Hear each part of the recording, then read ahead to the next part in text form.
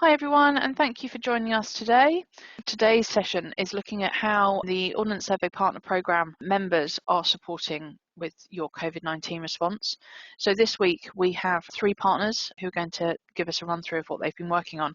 And we hope to repeat this in conjunction with our own technical support expertise as well, showing all of the various elements that are available to you to support you at this time. So we have Miles Gabriel from Esri, we have Richard Crump from MapSite, and Dan Saunders from Basemap on today's session. My plea to everyone on all of these webinars is please give us your feedback. Let us know if the content's what you want, if the mechanism is working well for you. You can contact us at any time using the webinars@os.uk email address.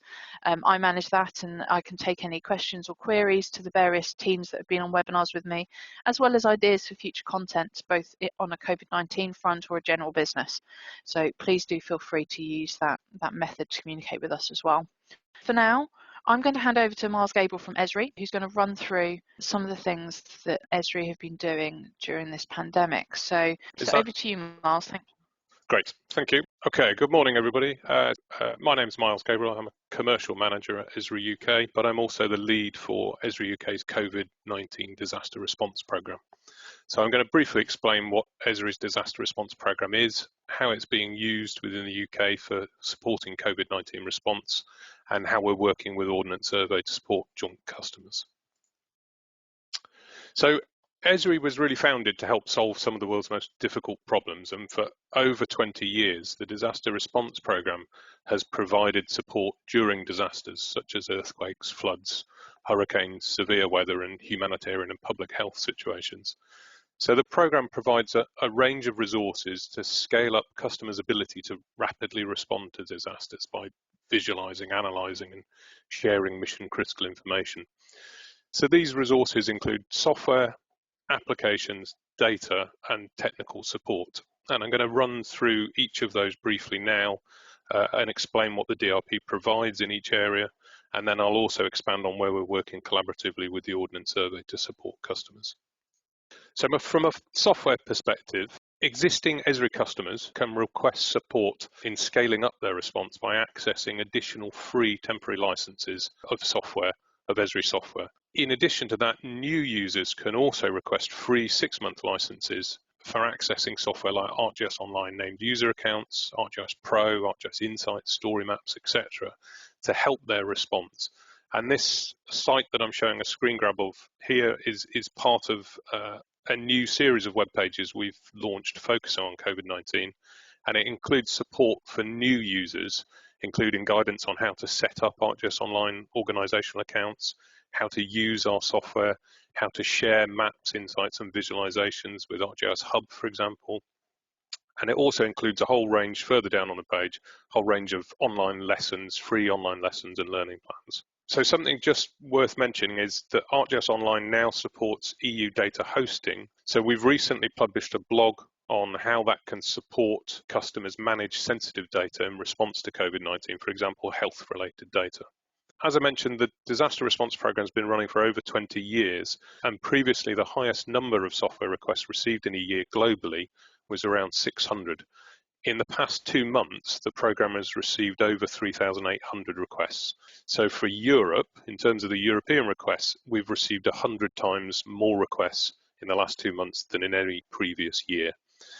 So to support that influx of requests, we've had to stand up new teams and processes to manage the request process and to provide efficient, timely response and also technical support to those customers.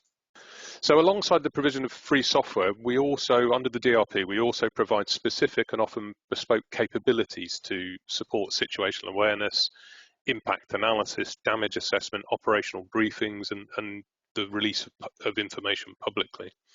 So for COVID-19, we've been doing the same, and we've released ArcGIS Hub templates and guidance to help customers create public awareness websites. We've created ArcGIS dashboard templates and supporting guidance as well to help create public information dashboards like this well-known one from Johns Hopkins University. So this dashboard is now being viewed at up to 1,000 times a second. So, really useful tool for presenting that information out to the public. We also have a range of solutions, so we have a hospitalisation and PPE inventory solution, and we also have a range of business continuity solutions to support companies and organisations' continuity while their staff are working remotely. So this page includes details on how to use Esri's software away from the office. So if they're not just using ArcGIS Online, which is easily available outside the office, and they haven't already set up external access, this will provide guidance to them. We also have solutions to help keep key workers, staff and volunteers working in the field safe by being able to track their location and link that location to their reporting capabilities through surveys to make sure that they're safe. And also, if somebody does catch COVID, we can track where they've been retrospectively and see whether there's a hotspot that's developing. In addition to that, we cover sort of data sharing collaboration, so whether that's public data sharing or indeed sharing information privately with stakeholders. And we've also released a business continuity solution, which includes surveys and dashboards to enable customers to monitor their staff welfare and well-being, and also the impact on remote working and staff welfare on facilities that they might be in charge of.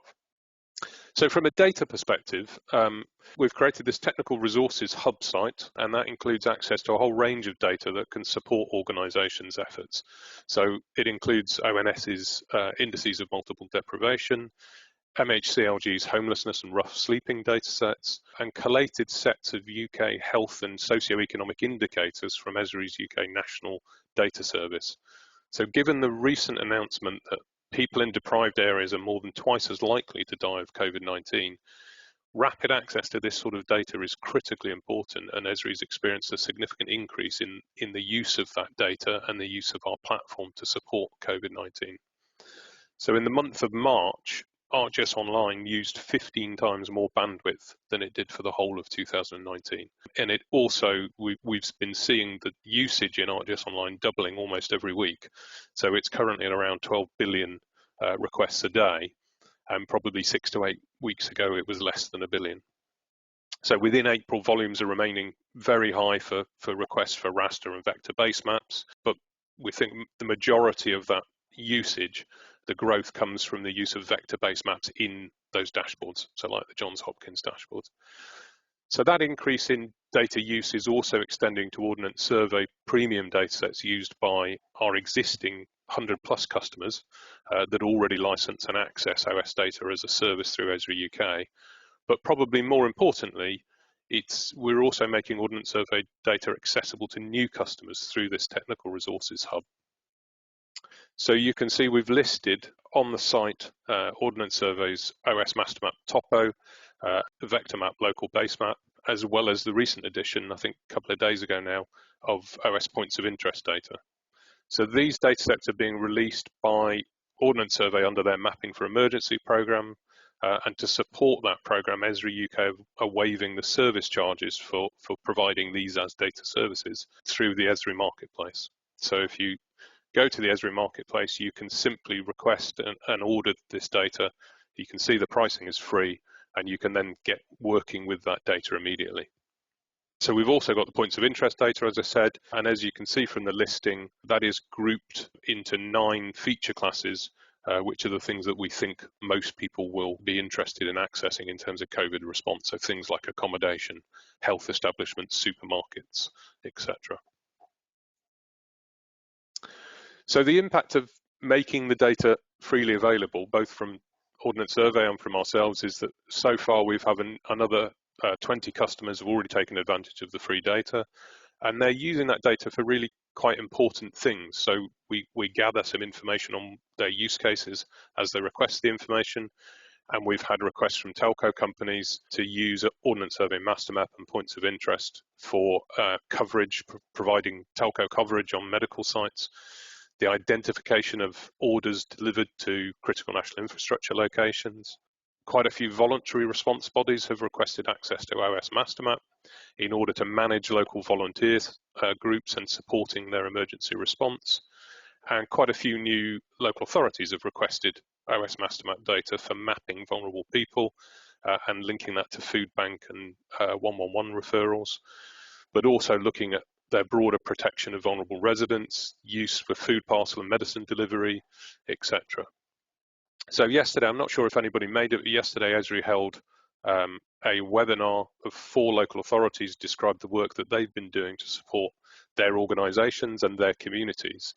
And interestingly, all 4 presentations involved the joint use of Esri tech and Ordnance Survey data together, often using Esri's geocoder and our OS Open Names locator to be able to search against data that doesn't have a UPRN and provide a UPRN to it to enable that data to be linked.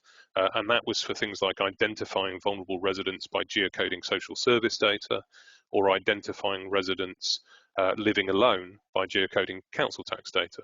And they're then using those new data sets that they've created to meet the needs shown here. So things like delivering free meals and medicines, etc. So the final area covered by Esri's disaster response program is technical support, and we've been providing technical support to a range of customers and helping them utilize the Esri's capabilities and technology. And we've been doing that in partnership with organizations such as Ordnance Survey, Geoplace, Satellite Application Catapult, University College London. We're working with them at the moment on their Virus Watch program. And what we're trying to do is find areas where we can really support and provide additional assistance and help. So things like prioritizing public transport services for key workers by using multimodal travel analysis, or mapping patient numbers, ICU admissions, and things like bed and ventilator availability. A final thing we're going to be doing hopefully today, maybe today, tomorrow, is publishing a Geo Volunteers program so that GIS specialists can volunteer their time and skills to support organisations that require assistance on their COVID-19 response. So that's all from me, but if you require support from Esri's DRP programme or access to Ordnance Survey data under the Mapping Emergencies programme via Esri, then please go to the link shown there. And if you have any questions, feel free to ask them now, or indeed drop me an email on the email address there. Thank you. Thank you very much, Miles. I'm going to hand over to Richard Crump. Excellent, thank you, Hannah, and good morning, everybody. So, as Hannah says, I'm Richard Crump. I'm the head of consulting at MapSite. I'm just going to start by giving you a little bit of information about MapSite as a company. So, we're a UK-founded company specialising in location data, visualisation software, and analytics. We've been around since 2011, and our mission is to democratise geospatial by creating really great software upskills and empowers everyone to use location intelligence. Our software is easy enough to use for ordinary desktop users, yet powerful enough to exercise even experienced data analysts. Because we have a vision for universal access to location intelligence, we make our most popular product, the MapSite Excel add-in, available free of charge to everyone. That's individuals, companies, governments, charities, anyone. We've been Ordnance Survey partners since 2016. And we're really pleased to be talking to you today and working alongside Ordnance Survey to support the response to COVID-19. And I just wanted to talk a little bit about what our response offer is, and I think it's very simple. So we are offering any organisation engaged in responding to COVID-19 free use of all of our software products. We've also processed points of interest data into what I'm calling easily digestible chunks. So we've created a series of spreadsheets containing national cover of POI data and organised that by the POI class code. So, for example, we've got a spreadsheet that has all of the hospitals, all the GP surgeries, pharmacies, supermarkets, etc., etc. And we can do the same with address-based data if that's something you would like to use. The third pillar of our offer is free consulting support. So myself and my team, we're here to offer free help and advice on using our products or just from getting the best out of the Ordnance Survey data, whether it's POI or address-based or other products. And what I want to do in the time I have with you this morning is just try and bring that to life. It's just showing you a couple of examples of how you can use our technology in combination with Ordnance Survey data to kind of bring the data to life and find some answers to your problems. So in this first use case, I simply just want to see my own data on a map and then add points of interest data over the top, so I can see the spatial relationships between the different data sets. And the first thing to do is to download the download the MapSite Excel add-in. This is available from the Microsoft Office App Store. If you Google or use another search engine to browse for Office 365 and MapSite, you will find that at the top of the search results. Downloading it from the Office App Store only takes a few seconds. And I know that some organizations have disabled the ability to install Office add-ins. We've seen this with some of our customers, but there are ways around this. So if you want to download the add-in, but your IT department is blocking this, then please reach out to us and put us in touch with your IT department. We have ways around that.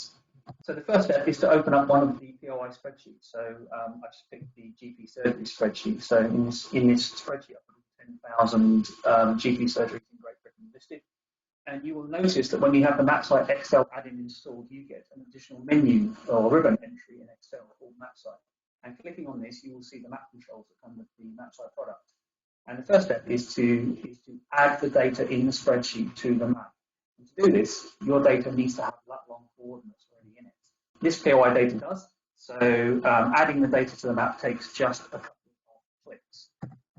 And once you've done that, you will see in seconds the data appears on a map pane inside Excel. So what do we have? We've got 10,312 GP surgeries here. And obviously, as you zoomed out, they cluster together into clusters. And as you zoom in, the data kind of breaks down into the individual pins. And inside our add-in, you can interact with the data in some really neat ways. So if you click on a row in the spreadsheet, it will reposition the map and center it on the record. Or if you click on a pin in the map, it will highlight that row in the spreadsheet. Or you can filter the data in Excel and filter the data on the map as well. We also have got inbuilt drawing tools, so it'll enable you to create a shape, for example, and extract records that fall inside that shape. And these are put in a new tab on the spreadsheet. Now what I'm going to do is add multiple layers of data to the same map. And you can do that by adding additional tabs to your spreadsheet. So in this spreadsheet, I've now got a tab for vulnerable people. This is just some made up data. I've got a list of A&Es, pharmacies, supermarkets, etc., alongside the GP data. You can add all of the data to the map, and you can style the icons differently to distinguish the different data sets, and you can start to add things like heat maps to show where your data might concentrate. Finally, about Excel, if your data doesn't have lat-long coordinates already, then we've got an inbuilt geocoder to convert the addresses or place references into lat-long coordinates. In the free version of the add-in, we use open source addressing to power our geocoder. However, we do have a version of the Excel add-in with OS places built in. So if you wish to geocode against address space, then please reach out to us and we can discuss that. One final thing to say about Excel, we do get asked sometimes about data security with the Excel add-in. First thing to say is that the add-in has gone through a really rigorous testing and vetting process before it was accepted into the Microsoft Office App Store, similar to the way that Apple do their kind of testing before apps arrive on the Apple App Store. So you can have confidence that there aren't any security loopholes in it. Also, when you use the add-in, all of your data remains on the map and none of it leaves Excel. So all your data remains in Excel and none of it leaves, and everything is rendered in the inbuilt browser that you see, inbuilt browser window. So in the time remaining, I just want to go on to show you a slightly more analytical example use case. So thinking back to last week's webinar that OS hosted around COVID-19, the consulting services team were talking about some work that they had done for a customer, and they were asked to create a list of all the hotels within a 10-kilometre radius of all the hospitals in Great Britain. I think it's been used as overflow accommodation when people were released from hospitals. So I'm going to show you how you could easily recreate that same answer yourself with no specialist skills, no GIS training, using the POI data again from OS and the MapSite Enterprise product. So what is Enterprise? So it's a UK cloud-hosted application that simplifies complex geospatial analysis. You can access it via a web browser. Each customer has their own private instance with a unique URL and their own private database. The first step is to load the POI data from the various spreadsheets that I was showing you earlier. It's a really simple process. It's guided by a wizard. It takes less than 1 minute per data set to do the upload. But just to make this presentation a bit shorter, I've omitted this step. And once the data is loaded, you can start to turn the layers on to visualize it. So here I'm just showing you what all 37,000 accommodation records from POI look like as a map across Great Britain. You can also layer in other visualization tools such as heat maps. So this is all of the location of all the hospitals. So 1,295 hospital locations overlaid against the accommodation. What we really want to do is do something analytical and churn out an answer. So I'll show you how to do that. So MapSite has an inbuilt radius overlay function. So this means that you can select a data set, so all hospitals from POI, and you can define a radius around each point. I selected a 10-kilometer radius from the drop-down list, and if you give your data set a name and click Generate Shapeset, MapSite will create a set of buffers, a set of 10-kilometer buffers around every hospital point. This is what it looks like. I'm just zoomed into the southwest of England, just to give you a view. And you can see we've got blue circles representing the 10-kilometer radius around the red crosses representing the hospitals.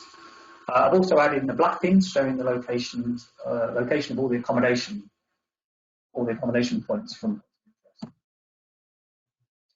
It's possible to filter the data using the tool, so you might wish to exclude certain accommodation types, or even perhaps include only certain brands if you have a deal or thinking of a deal with a certain brand. So here we are filtering to only include Travelodge branded hotels that fall in the hotel, motel, country houses and inns category.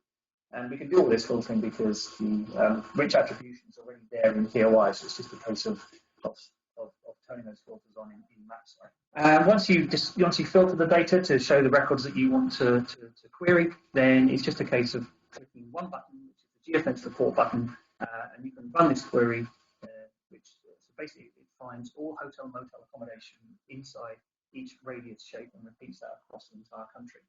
The query took about 10 minutes to process and run when I did it last, and the output is a spreadsheet which you can download to your desktop. And when you download it, this is what you get. You get something like this. So you get on the left-hand side in columns A and B, a list of all of the hospitals, and then in column C onwards, this is tied into all of the accommodation records from POI that fall within that 10-kilometer radius. And just out of interest for this query, there were around 117,000 results in the data set. So hopefully you can see it's really simple, really straightforward to do some really cool analysis using the MapSite tool, and we aim this at people who kind of don't have GIS experience necessarily. And I just want to finish by recapping on what our offer is. So we can help you with access to POI data in easy to digest format from OS. We can give you access to all of our software for free, simple yet powerful tools to help you analyze your data. We can offer you free support and advice. Thank you for your time today, and feel free to reach out with any questions you might have on this webinar or after. The contact details on the screen. And I'm going to hand back to OS. Thank you.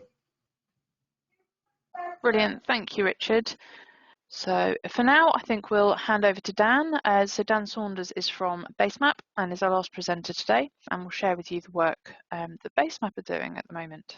Thank you very much, Hannah. Hopefully everyone can see my screen at the moment. So yes, I'm Dan. I'm the head of products at Basemap, and I'm going to be talking a little bit today about how we've been helping our clients with our track software with regards to COVID-19. So a bit of history about Basemap. So we've been established for 20 years. We've been OS partners for over 10 years as well. And our track software is really utilised to work out large numbers of origins and destinations and travel time between them. So we can do analysis for walking, cycling and public transport to do this. And we've got over 500 users in the UK that are using it, and these are across sectors such as the NHS, public health, private sector, local government and central government. And over the last month, 6 weeks, we've had lots of requests coming in for additional support to help them during this crisis. So we've been doing extra support for users, such as loading large data sets for them, rehosting licenses so they can work from home more effectively as well, and general any kind of how can we do this, helping them to calculate that. So using all that information we've got, I've put together some slides that we'll go through that kind of talks about the type of questions that we've been asked about. So our very first part is looking at the data that's been commonly used. So Ordnance Survey has got three real key data sets we've seen utilised a lot. So the first one is the highways and paths data set. So we're looking at walking analysis or public transport analysis. You need to work out where people can and can't walk. It's also been quite useful using this with green space data as well, looking at how people's access to green space has been affected, especially with play parks and things like that being shut.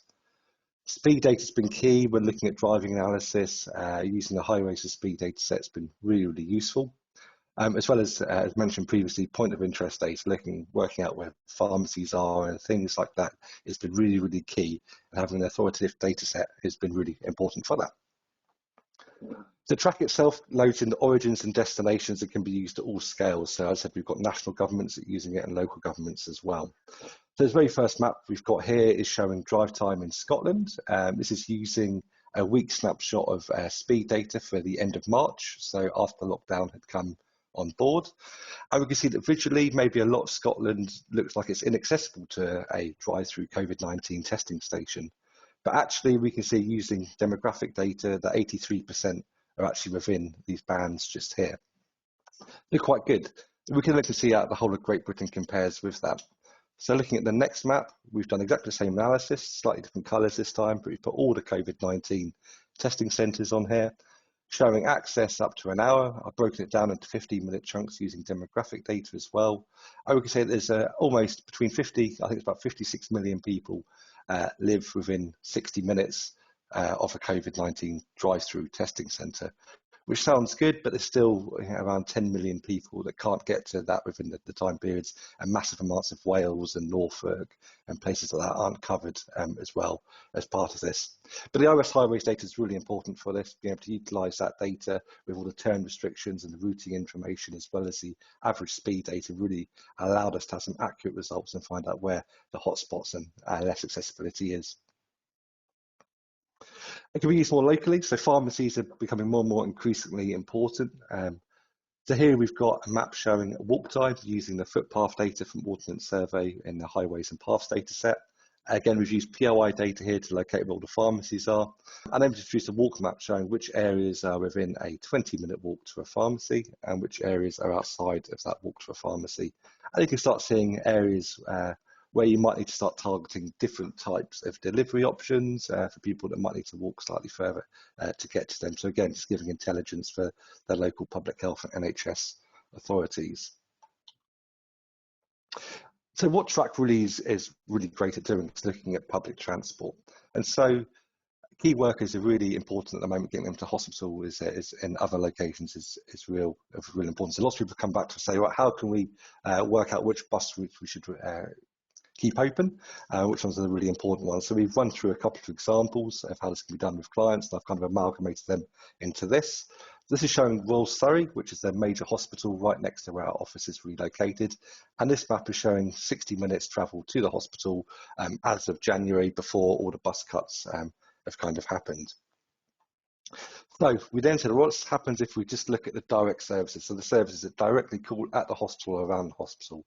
So the 165 services in total, we looked at just using just 7 of them to show what an hour's bus journey looks like. And we can see that on the left-hand side. Not very useful. Not a lot of people are covered outside the main kind of Guildford area. We then expanded it out and looked at different operators. We looked at maybe which bus services call at the local depot, so Guildford bus station, and looked at only bring back one bus that serves all the local villages and towns around. And so we handpicked 27 services in this instance, and then we overlaid it onto the map, and we can see the improved journey times on the map.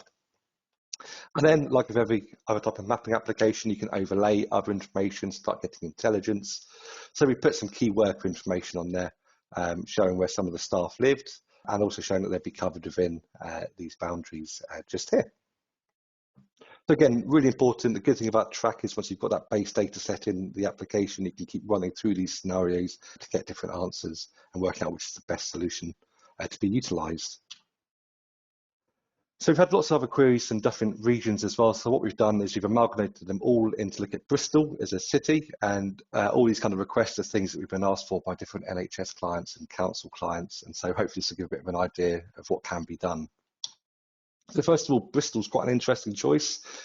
So actually bus services, there was around 100 bus services previously in January. In April, after all the cuts have taken place, that's dropped by about 20%, so it's just over 80 bus services now. Doesn't sound too bad. But when we look at the journeys, and this is where the real hit has come. So before there was around 450 bus journeys a week. That's now been cut down to just over 150,000. So it's about 30% of the total amount of bus journeys are running now. So how does that look like on the map? So what we've got just here is a stop frequency map. So all the bus stops in and around Bristol are coloured in based on the frequency of services that call there between 7 and 9 AM. This is January. The darker pink and red colours that represent a higher frequency, and the whites and lighter colours are the lower frequency. If we then look at how this looks in April, we can see there's a mass reduction for the skip between the two. So we get lots of pinks and oranges, and not only oranges, and reds and purples. Here we can see there's less stops. Some of the stops have been removed, and lots of the colours that remain have become a lot lighter, representing a much lower frequency of service. So actually, with things like social distancing, that's quite important because we have less people on buses and less buses around to take people from A to B. So when looking at this reduction in services, we can look at how access was pre-COVID. So it's looking at central Bristol colleges in January 2020, looking at arrival before 8:45 in the morning. We can then see what the effect is after COVID and what that reduction looks like. So we can see areas around the outside have been reduced dramatically. Lots of the villages are really affected by the reduction in bus services because lots of times they'd have quite irregular services anyway. And as you can see, the main kind of towns are still okay, but it's the villages that have really been affected. And then tying in demographic data, we can see that 14% less students could reach college in under 30 minutes. But again, as I mentioned, when maybe colleges start opening, that frequency really needs to be ramped up to ensure capacity can be increased as well. Another thing we've been asked a lot to look at is optimal site locations. So, for example, vaccination centres and vaccination sites are hopefully be really important once a vaccine has been produced. And where's the best place for these to be located? And these don't always need to be in hospitals or doctors' surgeries. They can be anywhere that's a large kind of site. So what we did, we took 5 different locations in and around Bristol and looked at bus accessibility to them. Now, to minimise risk, we've looked at direct bus routes only, so no interchanging onto a different service at all to try and minimise any kind of social interaction as part of it. And we've looked at access on a Tuesday between 10 and 11 AM just to choose a general interpeak. But we can choose any day of the week that we want to look at, so you can repeat this analysis on a Saturday, in an evening or in a peak time if you wanted to. So here's Redcliffe as a vaccination centre, looks okay. We've got Old Town, which looks even better. We've got Haymarket, which maybe looks slightly less accessible. Then you've got Caboose Circus, which looks maybe more accessible to the east of the city. And then we've got Clifton Down Vaccination Centre, which looks to me to be probably the least accessible in total. And each of these maps are showing journey times in 10, 20 or 30 minutes. What we can then do is overlay each of them next to each other to try and work out which we think is the most accessible, which is the least accessible. And we can see, maybe looking at this at a guess, you might think that Old Town might be the most accessible and maybe Clifton Down could potentially be the least accessible. But again, using demographic data, we can actually find that out very quickly. So actually, interestingly enough, after 10 minutes, Clifton Down is the most accessible. So 20,000 people live within 10 minutes of that.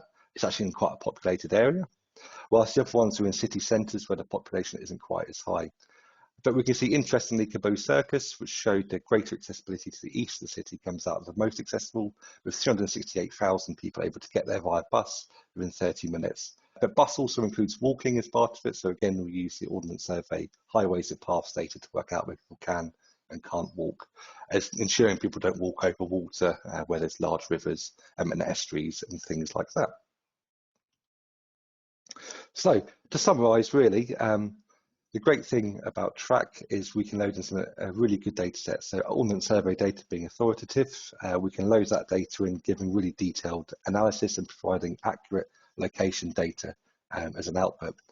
Multimodal is really important. Lots of emphasis has been done on car, but we always hear in the news how public transport has been reduced. It can be a real kind of balancing act knowing which bus routes should be opened and in which order should be opened. And not just buses, we're looking at trams, coaches, and all these can be analysed in the Track software, as well as walking and cycling.